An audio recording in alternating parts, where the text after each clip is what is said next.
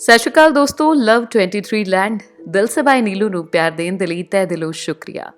ਮੈਂ ਹਾਂ ਨੀਲੂ ਸ਼ਰਮਾ। ਜਿਸ ਤਰ੍ਹਾਂ ਤੁਸੀਂ ਮੇਰੀਆਂ ਕਹਾਣੀਆਂ ਨੂੰ ਪਿਆਰ ਦੇ ਰਹੇ ਹੋ, ਉਸ ਨਾਲ ਮੈਨੂੰ ਮੋਟੀਵੇਸ਼ਨ ਵੀ ਮਿਲ ਰਹੀ ਹੈ ਕਿ ਮੈਂ ਹੋਰ ਵੀ ਵਧੀਆ ਕਹਾਣੀਆਂ ਲੈ ਕੇ ਤੁਹਾਡੇ ਰੂਬਰੂ ਹੋਵਾਂ। ਇਹ ਸਿਰਫ ਕਹਾਣੀਆਂ ਹੀ ਨਹੀਂ, ਬਲਕਿ ਮੇਰੀ ਜ਼ਿੰਦਗੀ ਦੇ ਵਿੱਚ ਆਏ ਕੁਝ ਲੋਕਾਂ ਦੀ ਹੱਡਬੀਤੀ ਵੀ ਹੈ, ਜਿਸ ਨੂੰ ਮੈਂ ਸ਼ਬਦਾਂ ਦੇ ਵਿੱਚ ਪਿਰੋਣ ਦੀ ਕੋਸ਼ਿਸ਼ ਕਰਦੀ ਹਾਂ।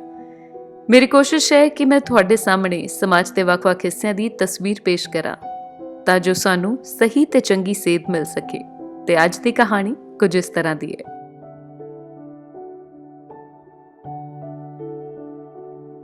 ਅੱਜ ਫਿਰ ਤੋਂ ਕਿਤਾਬ ਦੇ ਪੰਨੇ ਪਲਟਦੇ ਹੋਏ ਮੈਨੂੰ ਇੱਕ ਹੋਰ ਕਹਾਣੀ ਮਿਲੀ। ਕਹਾਣੀ ਬਹੁਤ ਵਧੀਆ ਸੀ ਤੇ ਇਸ ਕਹਾਣੀ ਤੋਂ ਸਿੱਖਣ ਨੂੰ ਵੀ ਬਹੁਤ ਕੁਝ ਮਿਲਿਆ। ਇਹ ਕਹਾਣੀ ਅਮਿਤ ਨਾਂ ਦੇ ਮੁੰਡੇ ਦੀ ਹੈ। 12ਵੀਂ ਦੇ ਪੇਪਰ ਦੇਣ ਚੱਲਿਆ ਸੀ ਤੇ ਪਿੱਛੋਂ ਮਾਂ ਨੇ ਆਵਾਜ਼ ਦਿੱਤੀ, ਪੁੱਤਰ ਰੋਟੀ ਖਾ ਕੇ ਜਾਈਂ, ਤੂੰ 2 ਦਿਨ ਤੋਂ ਕੁਝ ਨਹੀਂ ਖਾਧਾ। ਅਮਿਤ ਦਾ ਅੱਗੋਂ ਜਵਾਬ ਸੀ, ਦੇਖ ਮੰਮੀ, ਮੈਂ 12ਵੀਂ ਬੋਰਡ ਦੀ ਪੇਪਰ ਤੋਂ ਬਾਅਦ ਸੈਕਿੰਡ ਹੈਂਡ ਬਾਈਕ ਮੰਗੀ ਸੀ। ਪਾਪਾ ਨੇ ਪ੍ਰੋਮਿਸ ਵੀ ਕੀਤਾ ਸੀ ਤੇ ਅੱਜ ਮੇਰੇ ਆਖਰੀ ਪੇਪਰ ਤੋਂ ਬਾਅਦ ਦੀਦੀ ਨੂੰ ਕਹਿ ਦੇ ਕਿ ਮੇਰੇ ਸਕੂਲ ਦੇ ਬਾਹਰ ਖੜੀ ਹੋਵੇ ਪੈਸੇ ਲੈ ਕੇ। ਮੇਰੇ ਦੋਸਤ ਦੀ ਪੁਰਾਣੀ ਬਾਈਕ ਅੱਜ ਹੀ ਮੈਂ ਲੈਣੀ ਹੈ ਤੇ ਜੇਕਰ ਦੀਦੀ ਪੈਸੇ ਲੈ ਕੇ ਉੱਥੇ ਨਹੀਂ ਪਹੁੰਚੀ ਤਾਂ ਮੈਂ ਘਰ ਵਾਪਸ ਨਹੀਂ ਆਵਾਂਗਾ। ਇੱਕ ਪਾਸੇ ਅਮਿਤ ਦੀ ਜਿੱਦ ਤੇ ਦੂਜੇ ਪਾਸੇ ਘਰ ਦੀ ਗਰੀਬੀ। ਸਮਝ ਨਹੀਂ ਆ ਰਹੀ ਸੀ ਘਰ ਦੇ ਕੀ ਕਰਨ। ਮਾਂ ਕਹਿੰਦੀ ਹੈ ਕਿ ਅਮਿਤ, ਤੇਰੇ ਪਾਪਾ ਤੈਨੂੰ ਪਿਛਲੇ ਮਹੀਨੇ ਬਾਈਕ ਲੈ ਕੇ ਦੇਣ ਹੀ ਵਾਲੇ ਸਨ ਕਿ ਪਿਛਲੇ ਮਹੀਨੇ ਐਕਸੀਡੈਂਟ। ਇਸ ਤੋਂ ਪਹਿਲਾਂ ਕਿ ਮਾਂ ਆਪਣੀ ਗੱਲ ਨੂੰ ਪੂਰਾ ਕਰਦੀ, ਅਮਿਤ ਨੇ ਵਿੱਚ ਟੋਕ ਦਿੱਤਾ ਤੇ ਕਿਹਾ ਕਿ ਮੰਮੀ, ਮੈਂ ਕੁਝ ਨਹੀਂ ਜਾਣਦਾ, ਮੈਨੂੰ ਤਾਂ ਬਾਈਕ ਹੀ ਚਾਹੀਦੀ ਹੈ, ਜਿੱਦਾਂ ਮਰਜ਼ੀ ਲੈ ਕੇ ਦਿਓ। ਅਜਿਹਾ ਬੋਲ ਕੇ ਅਮਿਤ ਘਰੋਂ ਨਿਕਲ ਜਾਂਦਾ ਹੈ ਤੇ ਪਿੱਛੇ ਮਾਂ ਚੁੱਪ ਕਰਕੇ ਰੋਂਦੀ ਰਹਿੰਦੀ ਹੈ। 12ਵੀਂ ਬੋਰਡ ਦੇ ਪੇਪਰ ਤੋਂ ਬਾਅਦ ਸੁਨੀਲ ਸਰ ਇੱਕ ਅਨੋਖੀ ਪ੍ਰੀਖਿਆ ਬੱਚਿਆਂ ਦੀ ਲਿਆ ਕਰਦੇ ਸਨ। ਹਾਲਾਂਕਿ ਉਹਨਾਂ ਦੇ ਪੜ੍ਹਾਉਣ ਦਾ ਵਿਸ਼ਾ ਗਣਿਤ ਸੀ, ਪਰ ਫਿਰ ਵੀ ਵਿਦਿਆਰਥੀਆਂ ਨੂੰ ਜੀਵਨ ਭਰ ਦੀ ਸਿੱਖਿਆ ਵੀ ਉਹ ਆਪਣੇ ਪੇਪਰਾਂ ਦੇ ਵਿੱਚ ਹੀ ਸਿਖਾ ਦਿੰਦੇ ਸਨ। ਇਸ ਸਾਲ ਦੀ ਪ੍ਰੀਖਿਆ ਦਾ ਵਿਸ਼ਾ ਸੀ ਮੇਰੀ ਪਰਿਵਾਰਿਕ ਭੂਮਿਕਾ। ਅਮਿਤ ਪੇਪਰ ਦੇ ਕੇ ਸਕੂਲ ਦੇ ਬਾਹਰ ਆ ਕੇ ਬੈਠ ਜਾਂਦਾ ਹੈ। ਆਪਣੇ ਮਨ ਦੇ ਵਿੱਚ ਉਹਨੇ ਠਾਣਿਆ ਹੋਇਆ ਸੀ ਕਿ ਜੇਕਰ ਅੱਜ ਬਾਈਕ ਲੈ ਕੇ ਨਹੀਂ ਦੇਣਗੇ ਤਾਂ ਉਹ ਘਰ ਨਹੀਂ ਜਾਏਗਾ। ਸੁਨੀਲ ਸਰ ਦੀ ਕਲਾਸ ਦੇ ਵਿੱਚ ਪੇਪਰ ਉਮੀਦ ਤੋਂ ਵੀ ਉਲਟ ਆਇਆ। ਪੇਪਰ ਦੇ ਵਿੱਚ 10 ਪ੍ਰਸ਼ਨ ਸਨ। ਉੱਤਰ ਦੇਣ ਦੇ ਲਈ 1 ਘੰਟੇ ਦਾ ਸਮਾਂ ਸੀ। ਅਮਿਤ ਨੇ ਪਹਿਲਾ ਪ੍ਰਸ਼ਨ ਪੜ੍ਹਿਆ ਤੇ ਜਵਾਬ ਲਿਖਣ ਦੀ ਸ਼ੁਰੂਆਤ ਕੀਤੀ। ਪਹਿਲਾ ਪ੍ਰਸ਼ਨ ਕੁਝ ਇਸ ਤਰ੍ਹਾਂ ਸੀ ਕਿ ਤੁਹਾਡੇ ਘਰ ਦੇ ਵਿੱਚ ਤੁਹਾਡੇ ਪਿਤਾ ਜੀ, ਮਾਤਾ ਜੀ, ਭੈਣ, ਭਰਾ ਤੇ ਤੁਸੀਂ ਕਿੰਨੇ ਘੰਟੇ ਕੰਮ ਕਰਦੇ ਹੋ? ਵਿਸਥਾਰ ਦੇ ਵਿੱਚ ਦੱਸੋ। ਅਮਿਤ ਨੇ ਲਿਖਣਾ ਸ਼ੁਰੂ ਕੀਤਾ। ਜਵਾਬ ਕੁਝ ਇਸ ਤਰ੍ਹਾਂ ਸੀ, ਪਾਪਾ ਸਵੇਰੇ 6 ਵਜੇ ਟਿਫਨ ਲੈ ਕੇ ਆਪਣੇ ਆਟੋ ਰਿਕਸ਼ਾ ਦੇ ਨਾਲ ਨਿਕਲ ਜਾਂਦੇ ਨੇ ਤੇ ਰਾਤ ਨੂੰ 9 ਵਜੇ ਵਾਪਸ ਆਉਂਦੇ ਨੇ। ਕਦੀ ਕਦਾਰ ਉਹਨਾਂ ਨੂੰ ਵਰਦੀ ਪਾ ਕੇ ਜਾਣਾ ਪੈਂਦਾ ਹੈ। ਅਜੇ ਦੇ ਵਿੱਚ 15 ਘੰਟੇ ਵੀ ਲੱਗ ਜਾਂਦੇ ਨੇ। ਮੰਮੀ ਸਵੇਰੇ 4 ਵਜੇ ਉੱਠ ਕੇ ਪਾਪਾ ਦਾ ਟਿਫਨ ਤਿਆਰ ਕਰਕੇ ਘਰ ਦਾ ਸਾਰਾ ਕੰਮ ਕਰਦੀ ਹੈ। ਦੁਪਹਿਰ ਨੂੰ ਉਹ ਸਿਲਾਈ ਕਢਾਈ ਕਰਦੀ ਹੈ ਤੇ ਸਾਰਿਆਂ ਦੇ ਸੋ ਜਾਣ ਤੋਂ ਬਾਅਦ ਫਿਰ ਵੀ ਕੰਮ ਕਰਦੀ ਰਹਿੰਦੀ ਹੈ। ਰੋਜ਼ ਦੇ ਤਕਰੀਬਨ 16 ਘੰਟੇ। ਦੀਦੀ ਸਵੇਰੇ ਕਾਲਜ ਜਾਂਦੀ ਹੈ, ਸ਼ਾਮ ਨੂੰ 4 ਤੋਂ 8 ਵਜੇ ਪਾਰਟ ਟਾਈਮ ਜੌਬ ਕਰਦੀ ਹੈ ਤੇ ਰਾਤ ਨੂੰ ਮੰਮੀ ਦੇ ਨਾਲ ਕੰਮ ਦੇ ਵਿੱਚ ਮਦਦ ਕਰਾਉਂਦੀ ਹੈ। ਲਗਭਗ 12 ਤੋਂ 13 ਘੰਟੇ। ਮੈਂ ਸਵੇਰੇ 6 ਵਜੇ ਉੱਠਦਾ, ਦੁਪਹਿਰੇ ਸਕੂਲ ਤੋਂ ਆ ਕੇ ਰੋਟੀ ਖਾ ਕੇ ਸੌ ਜਾਣਾ, ਸ਼ਾਮ ਨੂੰ ਆਪਣੇ ਦੋਸਤਾਂ ਦੇ ਨਾਲ ਘੁੰਮਦਾ, ਰਾਤ ਨੂੰ 11 ਵਜੇ ਤੱਕ ਪੜ੍ਹਦਾ, ਲਗਭਗ 10 ਘੰਟੇ। ਪਹਿਲੇ ਸਵਾਲ ਦੇ ਜਵਾਬ ਦੇ ਬਾਅਦ ਅਮਿਤ ਨੇ ਦੂਜਾ ਸਵਾਲ ਪੜ੍ਹਿਆ। ਦੂਜਾ ਸਵਾਲ ਕੁਝ ਇਸ ਤਰ੍ਹਾਂ ਸੀ, ਤੁਹਾਡੇ ਘਰ ਦੀ ਕੁੱਲ ਆਮਦਨੀ ਕਿੰਨੀ ਹੈ? ਜਵਾਬ, ਪਾਪਾ ਦੀ ਆਮਦਨੀ ਲਗਭਗ 10,000 ਹੈ, ਮੰਮੀ ਤੇ ਦੀਦੀ ਮਿਲ ਕੇ 5,000 ਜੋੜ ਲੈਂਦੇ ਨੇ, ਕੁੱਲ ਆਮਦਨੀ 15,000। ਤੀਜਾ ਪ੍ਰਸ਼ਨ, ਮੋਬਾਈਲ ਰਿਚਾਰਜ ਪਲਾਨ, ਮਨਪਸੰਦ ਟੀਵੀ ਤੇ ਆ ਰਹੇ 3 ਸੀਰੀਅਲ ਦੇ ਨਾਮ, ਸ਼ਹਿਰ ਦੇ ਇੱਕ ਸਿਨੇਮਾ ਹਾਲ ਦਾ ਪਤਾ ਤੇ ਉੱਥੇ ਚੱਲ ਰਹੀ ਮੂਵੀ ਦਾ ਨਾਮ ਦੱਸੋ। ਜਵਾਬ ਆਸਾਨ ਸੀ, ਇਸ ਲਈ ਅਮਿਤ ਨੇ ਫਟ ਨਾਲ ਲਿਖ ਦਿੱਤਾ। ਅਗਲਾ ਸਵਾਲ, 1 ਕਿਲੋ ਆਲੂ ਪਿੰਡੀ ਦੀ ਹਾਲ ਦੇ ਵਿੱਚ ਕੀਮਤ ਕਿੰਨੀ? 1 ਕਿਲੋ ਕਣਕ, ਚੌਲ, ਤੇਲ ਦੀ ਕੀਮਤ ਦੱਸੋ। ਜਿੱਥੇ ਘਰ ਦੀ ਕਣਕ ਪਿਸਵਾਉਣ ਦੇ ਲਈ ਜਾਂਦੇ ਹੋ ਉਸ ਆਟਾ ਚੱਕੀ ਦਾ ਪਤਾ ਵੀ ਦੱਸੋ। ਅਮਿਤ ਨੂੰ ਇਸ ਸਵਾਲ ਦਾ ਜਵਾਬ ਨਹੀਂ ਆਉਂਦਾ ਸੀ। ਉਹਨੂੰ ਸਮਝ ਨਹੀਂ ਆ ਰਹੀ ਸੀ ਕਿ ਉਹ ਜ਼ਰੂਰਤ ਦੀਆਂ ਚੀਜ਼ਾਂ ਦੇ ਬਾਰੇ ਕਿੱਦਾਂ ਲਿਖੇਗਾ, ਕਿਉਂਕਿ ਉਹਨੇ ਤਾਂ ਘਰ ਦੇ ਕੰਮਾਂ ਦੇ ਵਿੱਚ ਕਦੇ ਮਦਦ ਹੀ ਨਹੀਂ ਕੀਤੀ। ਮੰਮੀ ਜਦ ਵੀ ਉਹਨੂੰ ਇਸ ਤਰ੍ਹਾਂ ਦੇ ਕੰਮ ਦੱਸਦੀ ਤਾਂ ਉਹ ਮਨਾ ਕਰ ਦਿੱਤਾ, ਇਸ ਲਈ ਉਹਨੂੰ ਇਸ ਚੀਜ਼ ਬਾਰੇ ਕੋਈ ਗਿਆਨ ਨਹੀਂ ਸੀ। ਅਗਲਾ ਸਵਾਲ, ਤੁਸੀਂ ਆਪਣੇ ਘਰ ਦੇ ਵਿੱਚ ਕਦੀ ਰੋਟੀ ਨੂੰ ਲੈ ਕੇ ਕੋਈ ਗੁੱਸਾ ਜਾਂ ਤਕਰਾਰ ਜਾਂ ਲੜਾਈ ਕੀਤੀ ਹੈ? ਜਵਾਬ ਦੇ ਵਿੱਚ ਸੀ ਹਾਂ। ਅਮਿਤ ਨੇ ਲਿਖਿਆ ਕਿ ਮੈਨੂੰ ਆਲੂ ਦੀ ਸਬਜ਼ੀ ਤੋਂ ਇਲਾਵਾ ਕੋਈ ਸਬਜ਼ੀ ਪਸੰਦ ਨਹੀਂ। ਜੇਕਰ ਮੰਮੀ ਕੋਈ ਹੋਰ ਸਬਜ਼ੀ ਬਣਾਏ ਤਾਂ ਮੈਂ ਘਰ ਦੇ ਵਿੱਚ ਲੜਾਈ ਕਰਦਾ। ਕਦੀ ਕਦਾਰ ਘਰ ਦੇ ਵਿੱਚ ਜੇਕਰ ਬੈਂਗਣ ਬਣੇ ਹੁੰਦੇ ਨੇ ਤਾਂ ਮੈਂ ਬਿਨਾਂ ਰੋਟੀ ਖਾਏ ਹੀ ਉੱਠ ਜਾਣਾ। इन्ना लिखते होया अमित नूं याद आया कि आलू की सब्जी दे नाल उसकी मम्मी नूं गैस की तकलीफ होती है, उन्होंने पेट विच दर्द होंदा। अपनी सब्जी दे विच ओह 1 चम्मच अजवाइन पा के खांदी है। एक दिन गलती दे नाल मम्मी की सब्जी उसने खा ली सी ते फिर उसनूं थूकिया ते अमित ने फिर अपनी मां नूं पुछया कि तुसीं इस तरह की सब्जी क्यों खांदे हो। तद उस समय उसकी भैन ने दस्सिया सी कि उन्हां दे घर की स्थिति इन्नी वधिया नहीं कि 2 सब्जियां बना के खाण, पर मेरी जिद के कारण मम्मी उस तरह की सब्जी खांदी। अपनी यादां चों बाहर आके अमित ने अगले जवाब नूं पढ़िया। अपने अपने घर दे विच होई आखिरी जिद दे बारे लिखो जिहड़ी तुसीं अपने मापिਆਂ नाल कीती होवे। जवाब। अमित ने लिखना शुरू किया। मेरी 12वीं बोर्ड दी पेपर तो बाद दूसरे ही दिन बाइक के लिए मैं जिद की सी। पापा ने कोई जवाब नहीं दिता। मम्मी ने समझाया कि घर दे विच पैसे नहीं है, पर फिर भी मैं मना कर दिता। मैं 2 दिन तो घर दे विच रोटी खानी छड़ दिती। जब तक बाइक नहीं लैके दोगे मैं रोटी नहीं खावांगा। आज तो मैं वापस घर ही नहीं जावांगा, ये कह के निकलिया सी। अगला सवाल। अपने अपने घर दे विच मिल रही पॉकेट मनी दा तुसीं की करदे हो ते तुहाडे दूजे भरा भैन उसनूं किद्दां खर्च करदे ने। जवाब दे विच अमित ने लिखना शुरू किया कि हर महीने पापा मैनूं 100 रुपया दिंदे ने।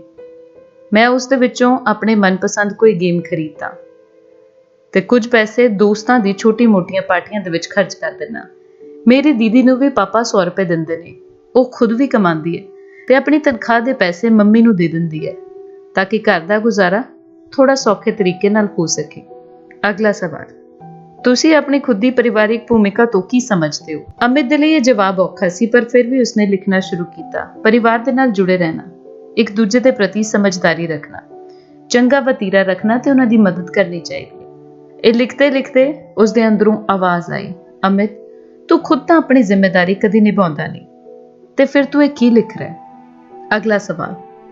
की तुहाडे पेपरां दे रिजल्ट तो बाद तुहाडे माता पिता खुश हुंदे ने? की वो तुहाडे चंगे रिजल्ट दे लई तुहाडे नाल जिद करदे ने या तुहानूं डांटदे ने? जवाब। इस प्रश्न का जवाब लिखण तो पहला अमित दीआं अखां भर आईयां। हुण वो अपने परिवार के प्रति अपनी भूमिका नूं बराबर समझ चुका सी। लिखण की शुरुआत की। वैसे तो मैं कदी कदी ही अपने माता पिता नूं चंगे नतीजे लिया के दिते ने, पर फिर भी इसलिए उन्होंने कदी जिद नहीं की। मैं बहुत बार रिजल्ट दे लई कीते अपने वादे तोड़े ने, फिर भी थोड़ी जी डांट पैंदी सी, पर फिर भी पापा मैनूं बहुत प्यार करते सी। उन्होंने कदी मैनूं कुट्टिया नहीं। अगला सवाल। परिवारिक जीवन दे विच भूमिका निभाउण दे लई इस वेकेशन दे विच तुसीं अपने परिवार दी किद्दां मदद करोगे? जवाब दे विच अमित दी कलम चली ही नहीं, उसदियां अखां भर आईयां। जवाब लिखण तो पहला ही उसकी कलम रुक गई। अमित बेंच के थले मूंह रख के रोन लग पिया। फिर उसने कलम चुकी, फिर भी वो कुछ नहीं लिख पाया। 10वें प्रश्न का सवाल उन्हें विचे ही छड़ दिता। स्कूल के दरवाजे ते अपनी भैन नूं देख वो दौड़ के उहदे वल गया ते अमित दी भैन ने कहा, अमित ये 8000 रुपए ने, मम्मी ने कहा सी बाइक लैके ही घर आए। अमित दी भैन ने दस्सिया कि उन्हें अपने दफ्तर तो 1 महीने की सैलरी एडवांस मंगी सी। मम्मी भी जिथे काम करती है उत्थे पैसे उधार मंगे ने ते पॉकेट मनी तो जिन्नी बचत हुई है वो पैसे इस विच रख दिते ने। अजय दे विच हुण तेरी बाइक ते पैसे पूरे हो चुके ने। अमित दी भैन फिर बोली, भरावा तू मम्मी नूं बोल के निकलिया सी कि पैसे नहीं दोगे ते घर नहीं आवांगा, पर मैं तैनूं समझाना चाहुंदी हां कि तेरे भी घर दे प्रति कोई जिम्मेदारी है। मेरे भी बड़े शौक ने, पर मैं अपने शौक तो ज्यादा अपने परिवार नूं पहलां रखदी हां।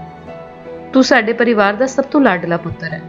पापा दे पैर की तकलीफ है, फिर भी वो तेरे बाइक दे लई रात दिन पैसे कमा रहे, क्योंकि तैनूं प्रॉमिस दिता सी उसनूं पूरा करना सी। पिछले महीने उन्हां दा एक्सीडेंट होया सी, जिस कारण उन्हां दा पैर फ्रैक्चर होने के बावजूद भी वो काम कर रहे ने तेरी बाइक दे लई। जेकर तैनूं समझ आ सके तैनूं जरूर समझी। कल रात नूं वो अपना प्रॉमिस पूरा नहीं कर पाए, इस कारण वो बहुत दुखी सन। इस दे पिछे उन्हां दी मजबूरी सी। बाकी तू तो अनेकों बार अपने वादे तोड़े नहीं। मेरे हाथ दे विच पैसे दे के मेरी भैन उत्थों चली गई। इन्नी ही देर नूं मेरा दोस्त उत्थे आ गया ते अपनी बाइक लैके मेरे अगे खड़ा हो गया। लै अमित, अज तो यह बाइक तेरी हुई। सब मैनूं 12000 दे रहे सन, पर मैं तेरे लिए 8000 दे विच तैनूं दे रहा। अमित मोटरसाइकिल वाल देखता है ते थोड़ी देर बाद अपने दोस्त नूं कहंदा है कि हुण उसनूं इस बाइक की जरूरत नहीं, क्योंकि उस कोल पैसिਆਂ ਦਾ इंतजाम नहीं हो पाया। ये बाइक तू 12000 वाले नूं ही दे दे। ये कह के वापस ਅਮਿਤ ਆਪਣੇ ਘਰ ਵੱਲ ਨੂੰ ਭੱਜ ਜਾਂਦਾ ਹੈ। ਇਸ ਵੇਲੇ ਤੱਕ ਅਮਿਤ ਨੂੰ ਸਮਝ ਆ ਚੁੱਕੀ ਸੀ। ਉਹ ਘਰ ਦੇ ਵੱਲ ਨੱਠਿਆ ਗਿਆ। ਘਰ ਪਹੁੰਚਦੇ ਹੀ ਦੇਖਿਆ ਉਸਦੇ ਮੰਮੀ, ਪਾਪਾ ਤੇ ਭੈਣ ਉਸਦੀ ਰਾਹ ਦੇਖ ਰਹੇ ਸਨ। ਮਾਂ ਨੇ ਪੁੱਛਿਆ, ਪੁੱਤਰ ਬਾਈਕ ਕਿੱਥੇ ਹੈ? ਅਮਿਤ ਨੇ ਦੀਦੀ ਦੇ ਹੱਥਾਂ ਵਿੱਚ ਪੈਸੇ ਵਾਪਸ ਕਰ ਦਿੱਤੇ ਤੇ ਕਿਹਾ, ਸੌਰੀ, ਮੈਨੂੰ ਮੋਟਰਸਾਈਕਲ ਨਹੀਂ ਚਾਹੀਦੀ। ਪਾਪਾ, ਮੈਨੂੰ ਆਟੋ ਦੀ ਚਾਬੀ ਦਿਓ। ਅੱਜ ਤੋਂ ਪੂਰੇ ਵੈਕੇਸ਼ਨ ਮੈਂ ਆਟੋ ਚਲਾਵਾਂਗਾ ਤੇ ਤੁਸੀਂ ਥੋੜੇ ਦਿਨ ਆਰਾਮ ਕਰਨਾ। ਮੰਮੀ, ਅੱਜ ਤੋਂ ਮੇਰੀ ਪਹਿਲੀ ਕਮਾਈ ਸ਼ੁਰੂ ਹੈ, ਇਸ ਲਈ ਤੁਸੀਂ ਆਪਣੀ ਮਨਪਸੰਦ ਮੇਥੀ ਦੀ ਸਬਜ਼ੀ ਬਣਾਓ, ਬੈਂਗਨ ਵੀ ਬਣਾਓ। ਰਾਤ ਨੂੰ ਅਸੀਂ ਇਕੱਠੇ ਮਿਲ ਕੇ ਰੋਟੀ ਖਾਵਾਂਗੇ। ਅਮਿਤ ਦੇ ਸੁਭਾਅ ਦੇ ਵਿੱਚ ਆਏ ਪਰਿਵਰਤਨ ਦੇ ਕਾਰਨ ਮੰਮੀ ਬਹੁਤ ਹੀ ਖੁਸ਼ ਹੁੰਦੀ ਹੈ ਤੇ ਉਸਨੂੰ ਗਲੇ ਲਗਾ ਦਿੰਦੀ ਹੈ ਤੇ ਕਹਿੰਦੀ ਹੈ, ਪੁੱਤਰ, ਸਵੇਰੇ ਤੂੰ ਕਹਿ ਕੇ ਗਿਆ ਸੀ ਕਿ ਜੇਕਰ ਤੁਸੀਂ ਮੇਰੀ ਗੱਲ ਨਹੀਂ ਮੰਨੀ ਤਾਂ ਮੈਂ ਘਰ ਨਹੀਂ ਆਵਾਂਗਾ। ਇਸ ਕਾਰਨ ਤੇਰੇ ਪਿਤਾ ਜੀ ਬਹੁਤ ਦੁਖੀ ਹੋਏ, ਇਸ ਲਈ ਉਹ ਘਰ ਜਲਦੀ ਆ ਗਏ ਕੰਮ ਛੱਡ ਕੇ। ਭਾਵੇਂ ਮੇਰੇ ਢਿੱਡ ਦੇ ਵਿੱਚ ਦਰਦ ਹੁੰਦਾ ਹੈ, ਪਰ ਅੱਜ ਤੇਰੀ ਪਸੰਦ ਦੀ ਹੀ ਸਬਜ਼ੀ ਬਣੇਗੀ। ਅੱਗੋਂ ਅਮਿਤ ਕਹਿੰਦਾ, ਨਹੀਂ ਮੰਮੀ, ਹੁਣ ਮੈਨੂੰ ਸਮਝ ਆ ਚੁੱਕੀ ਹੈ ਕਿ ਮੇਰੇ ਘਰ ਪਰਿਵਾਰ ਦੇ ਵਿੱਚ ਮੇਰੀ ਭੂਮਿਕਾ ਕੀ ਹੈ। ਮੈਂ ਰਾਤ ਨੂੰ ਬੈਂਗਨ ਮੇਥੀ ਦੀ ਸਬਜ਼ੀ ਹੀ ਖਾਵਾਂਗਾ। ਪੇਪਰ ਦੇ ਵਿੱਚ ਮੈਂ ਆਖਰੀ ਜਵਾਬ ਨਹੀਂ ਲਿਖਿਆ, ਉਹ ਪ੍ਰੈਕਟੀਕਲ ਕਰਕੇ ਦਿਖਾਣਾ। ਤੇ ਹਾਂ ਮੰਮੀ, ਜਿੱਥੇ ਤੁਸੀਂ ਆਟਾ ਪਸਵਾਨ ਜਾਂਦੇ ਹੋ ਉਸ ਚੱਕੀ ਦਾ ਨਾਮ ਦੱਸੋ, ਪਤਾ ਵੀ ਦੱਸੋ। ਅੱਜ ਤੋਂ ਬਾਅਦ ਇਹ ਕੰਮ ਮੈਂ ਕਰਾਂਗਾ। ਅਮਿਤ ਨੇ ਆਪਣੇ ਪੇਪਰ ਦਾ ਆਖਰੀ ਸਵਾਲ ਦਾ ਜਵਾਬ ਉਦਾਂ ਹੀ ਛੱਡ ਦਿੱਤਾ। ਹੁਣ ਉਹ ਸਿੱਧੇ ਤੌਰ ਤੇ ਆਪਣੇ ਪਰਿਵਾਰ ਦੀ ਮਦਦ ਕਰਨਾ ਚਾਹੁੰਦਾ ਸੀ, ਬਿਨਾਂ ਸ਼ਰਮ ਕੀਤੇ। ਉਸਨੂੰ ਸਮਝ ਆ ਚੁੱਕੀ ਸੀ ਕਿ ਉਸਦੀ ਆਪਣੇ ਪਰਿਵਾਰ ਦੇ ਪ੍ਰਤੀ ਕੀ ਜ਼ਿੰਮੇਵਾਰੀ ਹੈ।